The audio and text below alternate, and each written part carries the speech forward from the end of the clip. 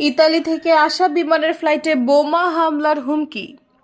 ইতালির রোম থেকে ঢাকার হযরত শাহজালাল আন্তর্জাতিক বিমানবন্দরে আসা বিমান বাংলাদেশের একটি ফ্লাইটে বোমা হামলার হুমকি দেওয়া হয়েছে। বুধবার একটি অপরিচিত নম্বর থেকে বিমানবন্দরে ফোন করে এই হুমকি দেওয়া হয়েছে বলে জানিয়েছে বিমানবন্দর কর্তৃপক্ষ। বিমানবন্দর কর্তৃপক্ষ জানিয়েছে, স্থানীয় সময় মঙ্গলবার রাত 8টায় রোমের লিওনার্দো দা ভিঞ্চি বিমানবন্দর থেকে রওনা হয় BG-356 ফ্লাইট।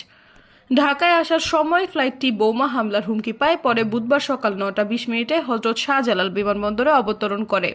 এতে থাকা 250 যাত্রী এবং 13 বিমান ক্রুর সবাইকে নিরাপদে নামিয়ে টার্মিনালে পাঠানো হয়। প্লেনে কোনো বোমা আছে কিনা তা জানতে প্লেনটিতে বোম ডিসপোজাল ইউনিট সহ আইনশৃঙ্খলা রক্ষাকারী বাহিনী পাঠানো হবে। তারা প্লেনটিকে নিরাপত্তা বেষ্টনীতে ঘিরে রেখেছে। পাশাপাশি পুরো বিমানবন্দরে নিরাপত্তা জোরদার করা হয়েছে। সৈয়দা ফারিয়া, সমযোগ।